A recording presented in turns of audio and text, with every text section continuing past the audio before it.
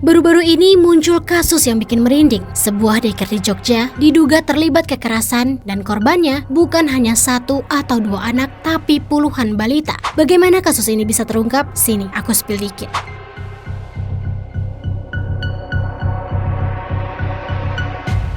Kasus ini terjadi di daycare Little Aresya wilayah Sorosutan Umbul Harjo, Yogyakarta. Semua bermula dari keberanian seorang pengasuh yang memutuskan resign setelah melihat langsung dugaan kekerasan terhadap anak-anak di sana. Ia kemudian mengumpulkan bukti dan melaporkannya ke KPAID Kota Yogyakarta pada 20 April 2026. Dari laporan itu, KPAID bergerak cepat dan berkoordinasi dengan unit PPA Polresta Yogyakarta. Pada 23 April digelar rapat lintas instansi untuk menyiapkan langkah penggerebekan. Jumat 24 April 2026, Satreskrim Polresta Yogyakarta pun akhirnya menggerebek lokasi tersebut dan yang ditemukan benar-benar mengejutkan. Petugas menemukan anak-anak diperlakukan secara tidak manusiawi. Bahkan dari video yang kemudian diperlihatkan pihak kepolisian kepada para orang tua, terlihat sejumlah anak dalam kondisi tangan dan kaki terikat. Situasi yang jelas jauh dari kata layak. Hasil penyelidikan kemudian mengungkap fakta yang lebih mencengangkan. Dari sekitar 103 anak yang dititipkan, sebanyak 53 anak diduga menjadi korban kekerasan dan angka ini masih bisa terus bertambah karena proses penyelidikan masih terus berjalan. Fakta lain yang membuat publik geram, daycare ini ternyata tidak memiliki izin operasional.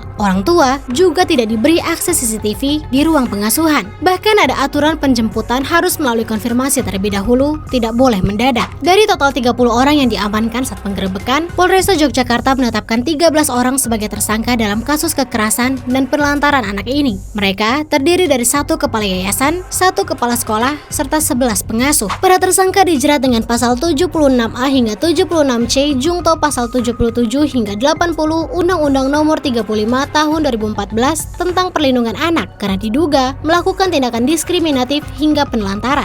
Kini Pemkot Yogyakarta membuka posko pengaduan melalui UPT PPA sekaligus menyiapkan pendampingan psikologis dan bantuan hukum bagi korban. Per 27 April 2026, asesmen dan advokasi terhadap keluarga korban mulai berjalan. Sampai saat ini kasus masih berkembang dan publik pun menunggu akankah keadilan benar-benar ditegakkan untuk puluhan anak yang menjadi korban. Segitu dulu spill dikit kali ini. Jangan lupa like, komen, share, dan pantengin terus berita menarik lainnya hanya di Garuda TV. Valid, jujur, dan akuntabel.